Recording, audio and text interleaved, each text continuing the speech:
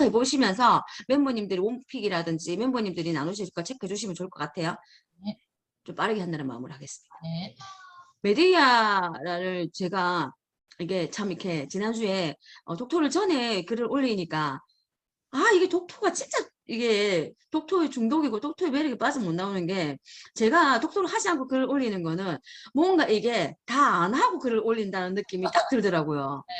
이게 어떻게 해야 될지 모르겠어요. 그러니까 이게 뭔가 나누고 생각을 하고 정리를 해야 되는데 이게 내 생각이 맞나부터 시작해가지고 이게 다 봤나부터 시작해가지고 하여튼 제가 어쨌든 섞게 써서 그냥 올렸어요. 올렸는데 조금 뭔가 세모 정도 반 정도밖에 안 쓰고 올린 듯한 그런 느낌으로 찝찝한 느낌으로 갖고 있었어요. 설명이 이래 됐습니다. 남편의 배신에 절망한 메데아는 분기충전하여 공개적으로 복수를 다짐한다. 야손이 자식 잃은 아비로 만들고 싶었고 문제의 결혼 선물을 전달해 어차피 살아남을 수 없으므로 그들의 복수욕을 충족시키느니 차라리 어미 손으로 죽는 것이 차라리 낫다고 여긴 것이다. 네, 앞에 있었고요. 103의 유모가 얘기합니다. 저 사나운 성질과 굽힐 줄 모르는 마음이 무거운 기질을 조심하세요. 네, 유모는 지금 이 메데이아의 기질을 알고 있죠. 자, 그러니까 111행의 메데이가 이렇게 얘기하네요. 가련한 내가 당한 말로 다 표현할 수 없는 이 고통, 어째 통곡하지 않을 수 있을까? 소박 맞은 어미의 저주받은 자식들아, 아비와 함께 사라져버려라. 온 집이 무너져 내려라. 참 구구절절했어요. 이 메데이아 대사가 구구절절한 구절들이 많았습니다. 중용은 그 인도 월등히 뛰어나지만 그것을 지키는 것이 인간에게 최선이지요. 네, 중용이란 이름뿐만 아니라 그것을 실천하는 거. 에우리피데스 비극에 희한하게 제가 느낀 거는 실천적 지혜에서 두 개 다 공통적인 게 메데이아와 히폴리토스에서 실천적 지혜를 계속 얘기하거든요. 네가 아는 것을 실천하는 거, 네가 판단하는 것을 실천하는 거. 그 얘기 계속 반복적으로 좀 나왔던 부분인 것 같아요. 네, 그리고 내 명성 때문에 손해를 보고 크게 낭패를 본 것이 이번이 처음이 아니라 벌써 여러 번째예요. 네, 메데이아에 대한 명성이 있죠. 네, 지혜롭고 똑똑하고 그리고 현명하고 그리고 이하손한테는 뭐라고 해야 되나요? 기인 중에 기인 여자죠. 그런 명성들 때문에 손해를 보고 있다. 이런 얘기가 얼핏 있었고요. 사랑은 인간에게 얼마나 큰 불행을 안겨주는가. 네, 주제는 사랑입니다. 사랑. 제가 봤을 때 주제는 사랑 맞아요. 사랑이에요. 이 비극도 결국 사랑 때문인 거죠. 메데이아라는 여자가 이하손에 대한 그 깊은 사랑이죠. 하지만 지금은 꼭 머물러야 한다면 하루만 머무시오. 설마 그 사이 내가 겁내는 끔찍한 일을 저지르지는 못하겠지. 클레온이 그게 코린토스의 왕이죠. 그래서 지금 추방시키잖아요. 추방시켰더니 내 하루만 더 있게 해달라고 얘기하죠. 그랬을 때 크레온이 하루 사이 무슨 일이 있겠나 하면서 놔둡니다. 네, 이 하루라는 개념이 그 아이아스 기억나시죠? 아이아스에서 자기 자살하는 애 그때 그랬잖아요. 신께서 그랬잖아요. 어떤 신이 그랬나? 네가 오늘 하루만 이게 지나가면 이거 괜찮다. 그러니까 이 비극이 일어나지 않을 수 있다는 얘기를 했었죠. 그래서 이 비극에서 읽으면서 자꾸 이 하루라는 단어가 좀 다르게 느껴지는 것 같아요. 이 하루의 의미가. 그러면서 이 하루는 이 1년을 의미하는 것 같기도 하고 이 하루는 내 평생의 삶을 의미하는 것 같기도 해요. 아침 저녁으로 이렇게 구분되어 있고 이런 시간들 있잖아요. 그럼 우리는 매일매일 뭐 하루하루를 사는 거잖아요. 그러면서 또 이런 얘기 하잖아요. 하루가 오늘도 새로운 날 되시라고 매일 새로운 날 되시라고 이런 말 쓰잖아요. 그러니까 매일 다시 태어나는 거죠 우리가. 뭐 그런 느낌. 이 하루라는 개념이. 코러스가 410팽에 이렇게 얘기하고 있네요. 신성한 강물이 거꾸로 흐르고 법도와 모든 것이 전도되는구나. 바뀐다는 거죠. 남자들은 속임수를 쓰고 신들 이름으로 행한 맹수부터 더 이상 든든하지 못하구나. 이제는 이야기가 바뀌어 내 인생도 이름을 떨치고 여자에게도 명예가 주어지리라. 이제 더는 악명은 여자의 몫이 되지 않으리라. 이게 뭐냐면 메데아의 명예를 말하고 있어요. 그리고 야순이 이제 대화하는 장면이 나옵니다. 당신을 구하고 자녀들에게 왕족의 피를 받은 형제 자매를 낳아주어 우리 집안이 우리 되게 하라는 것이란 말이요. 방금 전에 이제 아미엘님께서 이 무슨 개똥 같은 소리냐고 올리셨더라고요. 네, 감정이입이 좀 되신 것 같으신데 그 작품 해설을 설명에서는 쾌변이라고 되어 있습니다. 예, 이거 쾌변이다. 이거는 지 변론하기 위한 쾌변이지 맞는 말이 아니다. 저는 그 다음 메데이아 말이 너무 좋았어요. 그게 원픽 구절입니다. 고통만 안겨줄 뿐인 행복한 생활과 마음을 갉아먹는 분은 내게 필요 없어요. 지금 네가 나한테 행복한 생활하는 말은요. 우리가 생각하는 그 행복이 아니라 물질적인 행복이에요. 그리고 권력을 잡는 행복이죠. 왕족 있는 행복이죠. 그런 생활은 그러니까 내 마음을 갉아먹는 부래요. 아, 너무 좋은 표현 같아요. 그거 나한테 필요 없다. 나는 네 사랑만 있으면 된다 이거잖아. 네, 그 메데이아 핵심 문장 같기도 했습니다. 제가 느끼기에는 제가 원픽으로 뽑은 것 저도 빨간 같았어요. 줄 쳐놨어요, 이 부분. 네. 자, 이하순의 논리와 메데이아의 논리라고 제가 써놨네요. 둘에 대한은 현실 부부에 닮아있다. 제가 이런 생각이 들었어요. 막 이러잖아. 이제 내가 말하면 이런 쓰잖아요. 당신 근데 왜 나한테 말도 안 하고 상의도 안 하고 그렇게 했어? 이렇게 얘기하잖아. 그러면 보통 네가 말했으면 하라 하겠겠어? 이런 말 쓰잖아요. 딱 그 말이더라고요. 당신 나한테 상의도 안 했잖아. 이러니까 그럼 내가 그렇게 하면 네가 하라 했겠나? 이러더라고요. 여순이. 재밌었어요. 메데이아는 어떤 인물인가? 비극을 통해 인물을 깊이 있게 탐구하게 된다. 그러니까 진짜 메데이아에 대해서 다각적인 면을 보게 되는 것 같아요. 뭐 선악이 아니에요. 이거는. 특히 이 에우리피데스의 비극에서는요, 선악을 다 공존시키는 얘기를 해요. 그러니까 메데이아가, 야, 너 착한 애야, 나쁜 애야. 이런 생각을 하게 만드는 거예요. 그러니까 착한 애도 아니고 나쁜 애도 아니라는 거예요. 그리고 인간은 착하기도 하고 나쁘기도 하다는 걸 또 보여주는 거고. 네, 그게 다 있습니다. 네, 이거 제가 몸픽으로 잡은 거고요. 사랑이 너무 격렬하게 다가오면 사람에게 명성과 명예를 가져다 주지 않는 법이래요. 사랑이 너무 격렬하면. 하지만 키프리스가 은근히 다가오면 어느 여신이 그토록 우아할까? 여주님이시여 내게는 그대의 황금활에서 애옥에 담근 백발백중의 화살을 날려보내지 마소서. 나한테는 그렇게 치명적인 사랑을 날려보내지 말라는 거예요. 너무 멋지죠? 아프로디테의 힘. 그 네가 정말 최고다. 너한테 걸려 안 넘어가질 사람이 없다. 헤라클레스 역시 그랬잖아요. 아프로디테의 그 에로스에 넘어간 거잖아요. 그대가 제 발로 내 집에 들어오면 안전하게 머무게 될 것이며 나는 누구에도 그대를 넘겨주지 않겠소. 그대가 이 나라를 제 발로 떠나도록 하시오. 다른 나라 사람에게 나는 비난받고 싶지 않소이다. 자, 아테나의 왕 아이게우스가 하는 말입니다. 내가 너를 데려가진 않겠다. 그래도 네가 오면 내가 받아놔 줄게. 자, 어떡할 곳이 생겨요. 이게 약간 중간에 삽입된 느낌이 들어요. 이 이야기에서. 사실은 좀 이게 중간에 들어간 이야기죠. 그러니까 이게 이제 메데이아한테 내가 갈 곳을 만들어 놓는 세팅입니다. 이거는. 여기서 보면 이 메데이아죠. 그리고 이게 테세우스입니다. 여기 보면 왕이죠. 아이게우스와. 나중에 테세우스가 아버지를 찾아왔을 때 메데이아가 이제 뭐지 이거 독을 주면서 이렇게 먹으러 권하는 장면이거든요. 이 그림을 많이 보셨을 거예요. 이제 아이들이 살 가망은 없어졌구나. 아이들은 이미 죽음의 길을 가고 있네. 신부는 가련하게도 황금 머리띠 파멸에 호적되겠지. 그녀는 제 손으로 금발에 죽음의 장신구를 두르겠지. 자, 정리가 얘기 부분이었고요. 결국 이 선물을 준 애들이 아이들을 통해서 줬잖아요. 그러면 이 아이들이 메데이가 죽이지 않는데도 그 나라에서는 이 아이들이 더 이상 살지 못한다는 거예요. 왜? 죽음의 왕의, 아니, 공주라고 해야 되나요? 여왕의 죽음의 원인이 됐잖아요. 네, 그런 것까지 생각하고 있죠.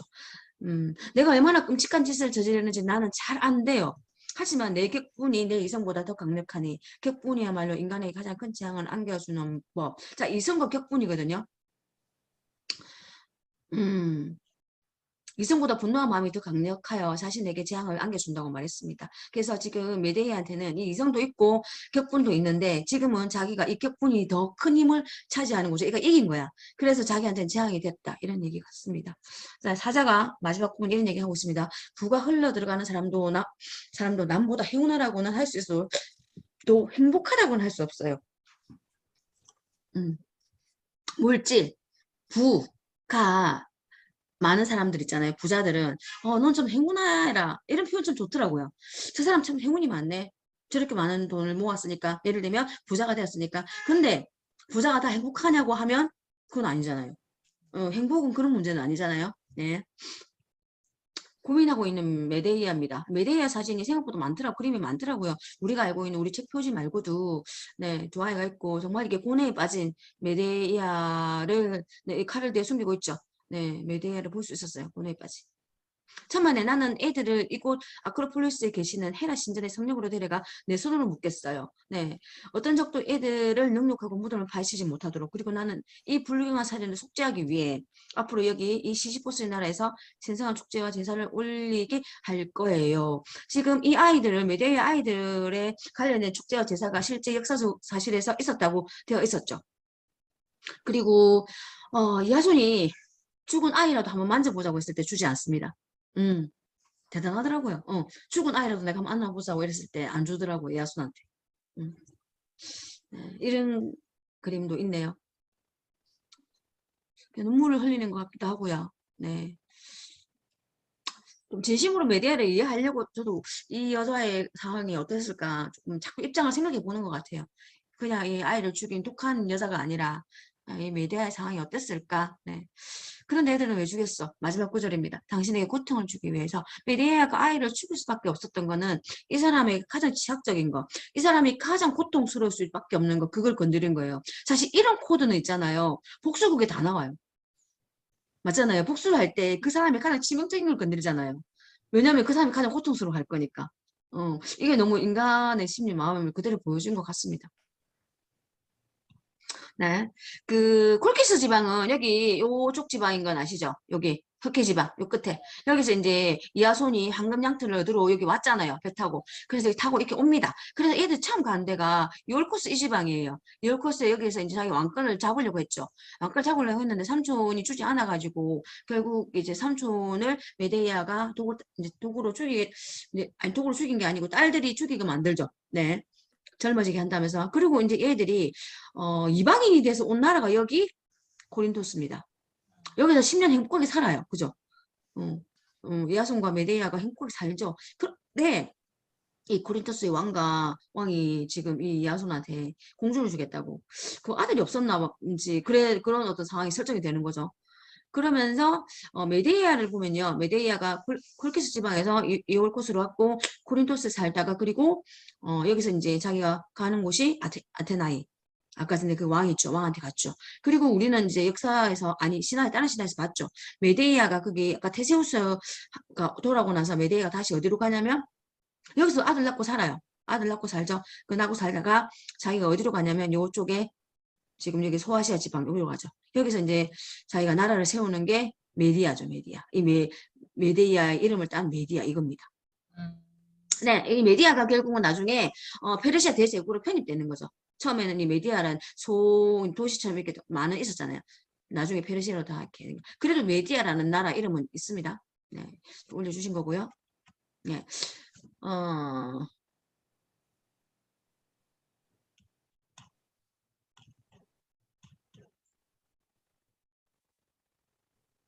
히폴리토스 같이 연결해서 해도 되겠습니까? 네. 네네. 사랑의 신 아프로디테와 순결의 여신 아르테미스 여신의 대결이라고 제가 이름을 지어봤습니다. 그 여신 두 명이 나오더라고요. 근데 너무 대조적인 상징을 갖고 있죠. 사랑의 신과 그 다음에 순결의 여신. 그쵸? 음. 앞부분에 설명이 이렇게 되어 있습니다. 아테나의 왕 테세우스와 결혼한 크레테 공주 파이드라는 남편이 집을 부리는 사이에 전처인 히폴리테의 소생으로 결혼을 거부하며 청정한 생활을 하던 히폴리토스에게 반해 상사병에 걸린다라고 되어 있습니다. 여기서 보면 이제 제가 이 그림을 가져왔던 설명은 뭐냐면 파이드라는 여기 있잖아요. 그 미노스 왕의 딸이죠. 맞죠? 맞죠? 우리가 알고 있는 아리아드네 알죠? 아리아드네. 네, 네. 네, 미로스의 그 보면 미궁에 그 테세우스가 미궁에 그 뭐지? 근데 그 괴물을 퇴치하러 왔을 때 아리아드네가 신을 주고 하잖아요. 그 아리아드네 동생이 파이드라예요. 아, 그렇게 연결하고 이 그림을 보낸 겁니다. 예, 파이드라고. 그럼 이 파이드라는 뭐냐면 결국은 이 파이드라가 아테네 여기 왕에 같이 시집을 간 거죠, 일종의. 예. 그 괴물이 켄타우로스 아니었나? 아니요. 미노타우루스. 미노타우로스. 네, 그 소죠, 소. 네. 이게 약간 어떤 맥락으로 봐야 되냐면요. 아테나이하고 이 미노스 여기 보면 문명이 여기가 먼저 발달해요. 여기가 먼저 이게 크레타에서 미노스 문명이 먼저 발달하거든요. 그러면서 이 한번 붙죠, 대판 붙죠. 사실은 미노스 타우루스 거기에 남자와 소녀와 소년을 공물로 보내게 된 이유가 있었죠. 그 곡물을 보면 뭐냐면 얘 둘이랑 한 번 붙었을 때 얘들이 지거든요. 아테나이가. 네, 져가지고 매년 곡물 보내라 이렇게 얘기하거든요. 소녀들 보내라 이렇게 얘기하거든요. 그래서 제가 보내죠. 세 번째 보냈을 때 테세우스가 따라가는 거거든요. 네. 테세우스 따라가. 그래서 약간 이게 뭐냐면 나라의 문명의 힘겨루기 지금 판이에요. 그래서 이제 그걸 이기죠. 그래서 이제 그러면서 이제 요 아테네가 아니 미노스는 약간 조금 이제 쇠약해지고 요 아테네가 이제 성장하게 되는 부상하게 되는 이 테세우스를 통해서 성장하게 되는 게 보여요. 그래서 이 테세우스한테 어찌 보면 보세요. 이 공주가 이렇게 시집 갔다는 거는 어떤 의미로 보여지시나요? 일종의 있잖아요. 우리도 옛날에 가고 그랬잖아요. 그 속국일 때 공주 보내고 이런 경우 있잖아요. 음, 그런 느낌으로 저는 느껴졌어요. 음, 이 하이드라가 이렇게 그 시집을 간 게 지금 힘이 이쪽으로 이제 커지면서 테세우스한테 이제 딸을 하나 보낸 거죠. 그러니까 음, 좋아서 보낸 게 아니라 그래서 음, 테세우스랑 파이드라가 이렇게 좋아서 보낸 게 아니라 그리고 또 후처죠. 전처가 있었고 음, 그런 거죠. 네, 음. 그런 여자예요. 그걸 보게 되면 아 이게 이렇게 되는 거구나 이렇게 조금 감을 강국이었네, 그러면 그쪽이, 그죠? 지금 이제 약간 이제 요 힘겨루기를 하다가 처음에 음, 이제 테세우스를 통해서 요 음, 아테나가 힘이 더 세지는 상황이죠. 음, 그래서 지금 공주가 보내진 거예요. 그래서 이 비극이죠. 아리아드네의 동생으로 알고 있어요. 파이드라가. 음, 네. 모두를 사랑하지 않는 거만한 자는 미움받는 법이지요. 네, 늙은 하인이 얘기를 했었고요. 신들이든 인간들이든 저마다 취향이 있으니까요. 이 취향이란 말이 제가 막 동그라미를 하게 되더라고요. 이 취향이란 말이 생소하기도 하고 또 좋았던 게 뭐냐면 음, 그는 사냥의 여신 아르테미스를 존중하며 숭배를 지키는 사람이었잖아요. 사랑의 여신 아프로디테의 미움을 산 결과 히폴리테스 비극이 시작된다고 생각했습니다. 한쪽으로 치우친 삶은 선택하지 않은 다른 삶의 결핍으로 비극을 맞게 된다. 제 생각입니다. 두 여신을 두루 존중해야 하며 살아야 한다는 교훈처럼 보인다. 맞죠? 그러니까 이해는 아르테미스 여신만 존중해요. 그래서 지는 이 취향이라고 얘기해요. 나 내 취향이야. 이렇게 얘기하는 거죠. 그러면서 누구의 미움을 산다? 아프로디테의 미움을 사죠. 음. 네가 그래, 좀 융통성 있게 할 텐데, 그죠? 그러니까 이게 뭐냐면 한 사람의 사랑을 많이 받는 사람은 한쪽에 많은 사랑을 받는 사람은 반대쪽에 미움을 받을 수 있겠구나. 충분히. 그런 생각을 하게 만드는 거고 그리고 또 이것도 중국인가 두루두루 다 해야 되는가 뭐 이런 생각 그런 생각을 하게 만드는 장면이었어요. 음, 너무나도 지 취향이 정확한 아이잖아요. 음, 네. 자, 이 에로스입니다. 이 아프로디테죠. 이 아프로디테 힘으로 지금 이 비극이 시작되는 겁니다. 음. 어리석게도 우리는 이 지상에서 반짝반짝 빛나는 그 모습에 집착하지만 이는 우리가 다른 삶을 경험해보지 못했고 지하에 감춰진 것이 드러나지 않기 때문이지요. 자, 음. 이거 혹시 체크해 주신 분 계신가요? 193회. 네. 아멜님 어떻게 보셨어요?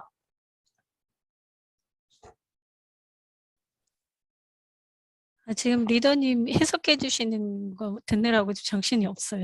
아, 네. 따라가느라고. 네네. 제가 193회 이거를 왜 그랬냐면 제가 깜짝 놀란 게 저희가 철학 읽고 있잖아요. 두 분 다 철학을 읽고 있으니까 제가 또 여기 또 편하게 할게요. 이 플라톤의 이데아 제가 딱 생각나더라고요. 근데 여기 뒤에 비슷한 네. 문장이 있거든요. 그림자에 지나지 않는다라는 표현이 맞아요. 나오거든요. 예. 그 동굴, 그림자 이런 얘기가 이 음, 알게 모르게 계속 이게 겹치는 거예요. 보세요. 한번 다시 읽어볼게요. 우리는 지상에서 반짝반짝 빛나는 그 무엇에 집착하지만, 그러니까 반짝반짝 빛나는 것은 이제 보석, 돈, 명예, 권력 이런 거겠죠.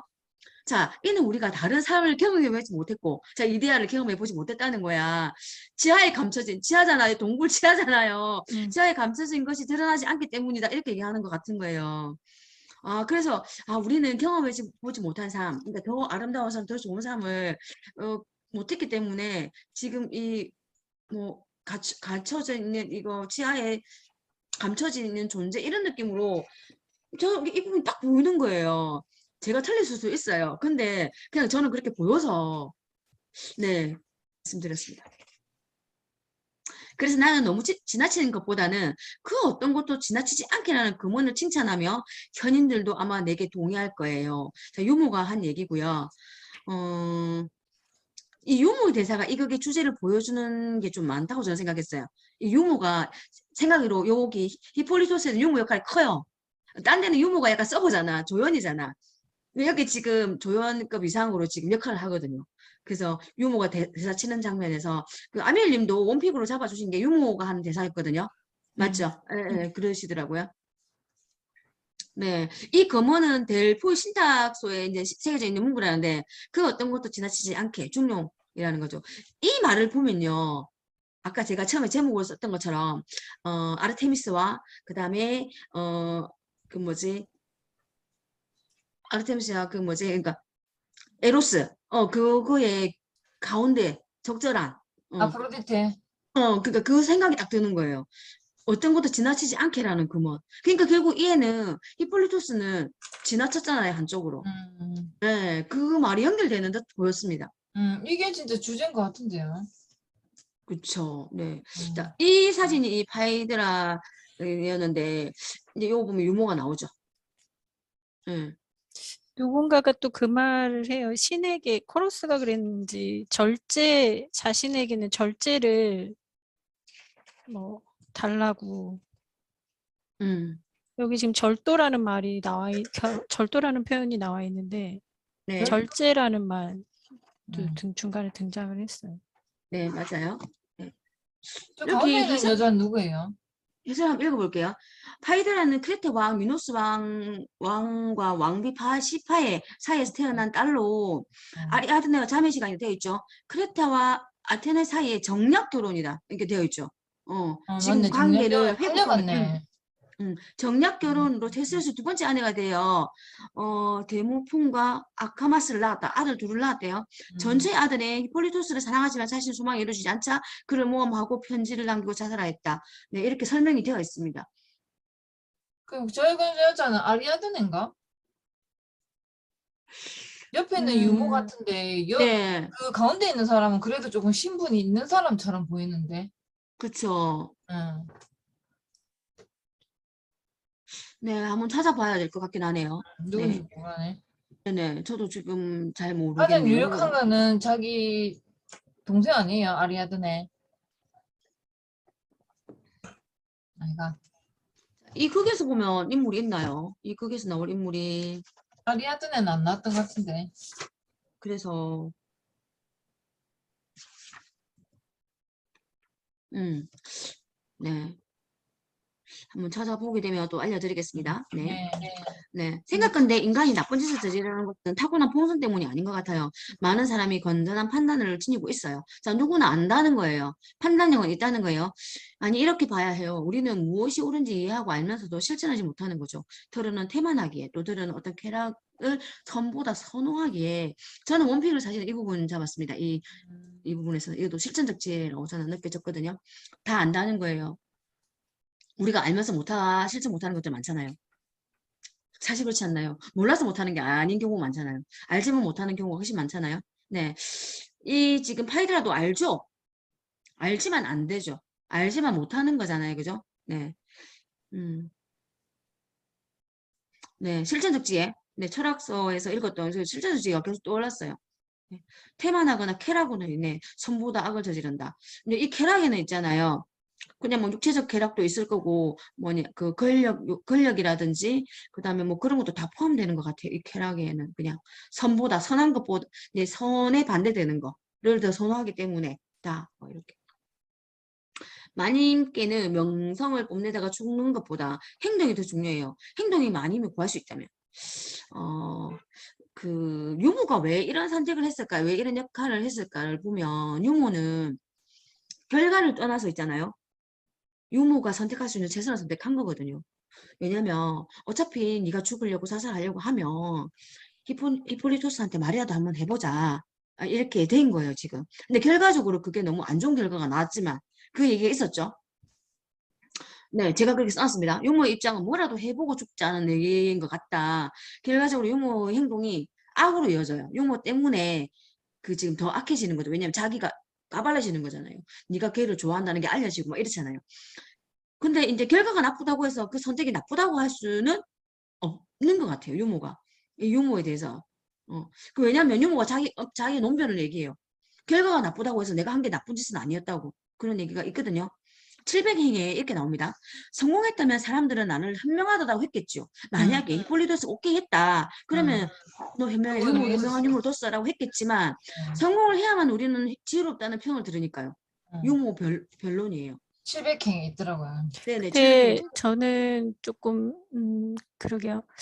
이 유모 역할을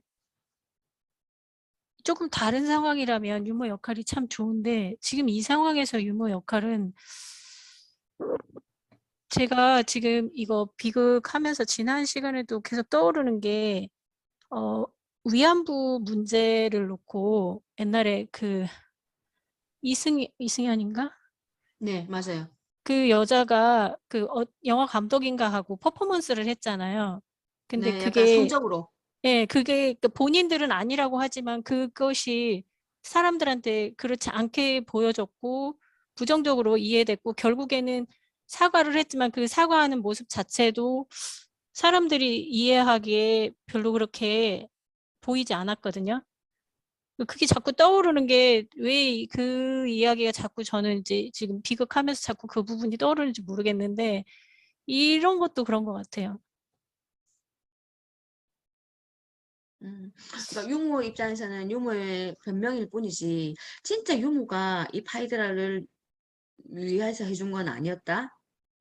아니요, 위에 있다면 이렇게 하지 않았을 좋아하진 것이다. 않았을 것 같아. 예. 음, 물론 유모는 파이드라 가까이 있었고 어렸을 때부터 키웠기 때문에 얘가 좋아하는 것을 해주고 싶은 마음은 이해는 하지만 파이드라를 생각한다면 이 상황을 마음을 잘 다스릴 수 있도록 해주는 게 낫지 않았을까?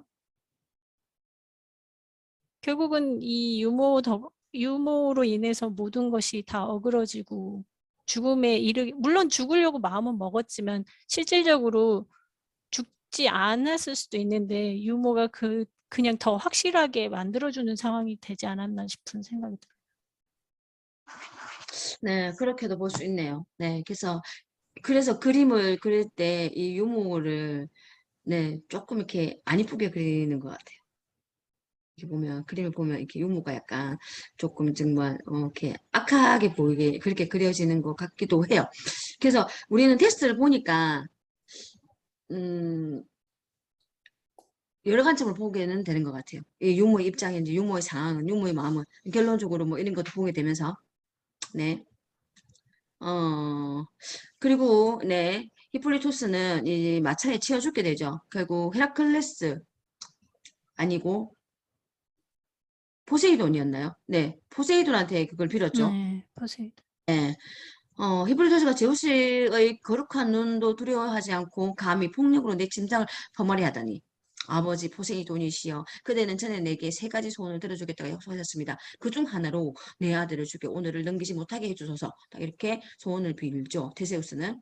음, 그 유서만을 믿고 아들을 의심합니다. 네. 그리고 뭐 다른 어떤 판단을 한다든지 이런 건 그런 거 없어요. 그냥 오롯이 그거밖에 못 봐요. 음.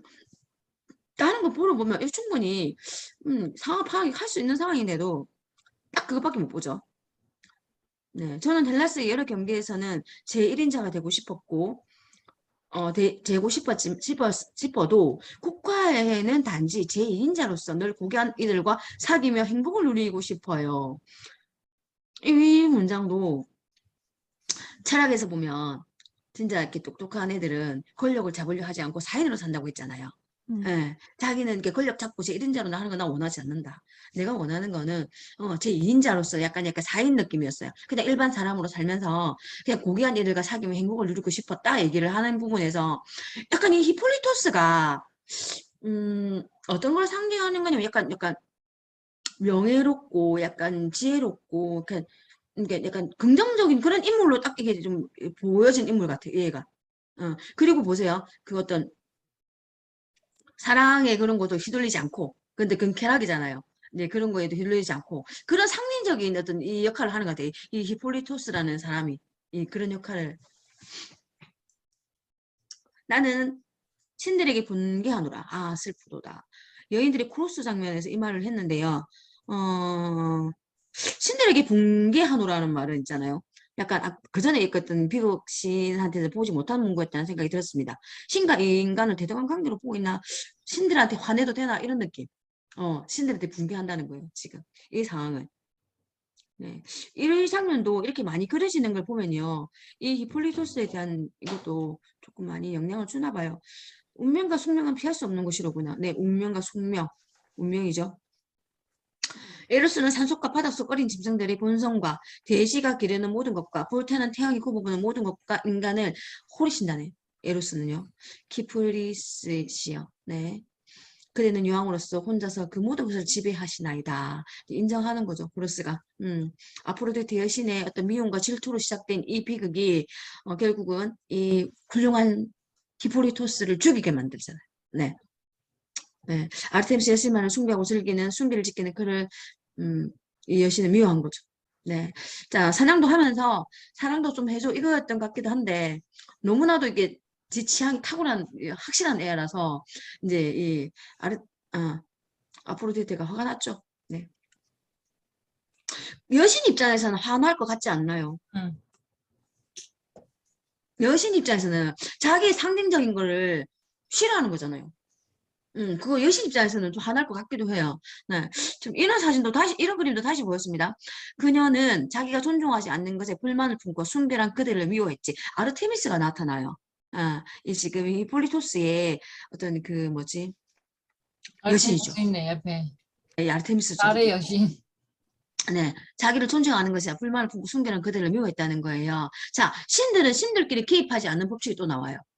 응. 네, 지가 이 히폴리토스를 너무 사랑하지만 아프로디테가 너에 대해서 그렇게 뭐지 비극을 짜는 것에 대해서 자기가 참견하지 못한다는 거. 신들은 개입할 수 없다는 걸 지금 아니면 안 죽었겠지, 히폴리토스가. 네, 그걸 개입하게 되면 신들끼리 응. 싸우는 전쟁이 돼버리잖아요. 그러니까 신들은 이 인간의 어떤 결정에 개입하지 못한다는 거. 그나마 지금 여기 화해를 시켜주는 장면 느낌이 있었어요. 지금 보면 이게 테세우스 같죠? 데우스하고. 네, 그래서 지금 쓰러져서 죽기 전에 이제 잠깐 아버지랑 얘기를 하고 여기 중간에 아르테미스가 나와서 얘기를 하거든요.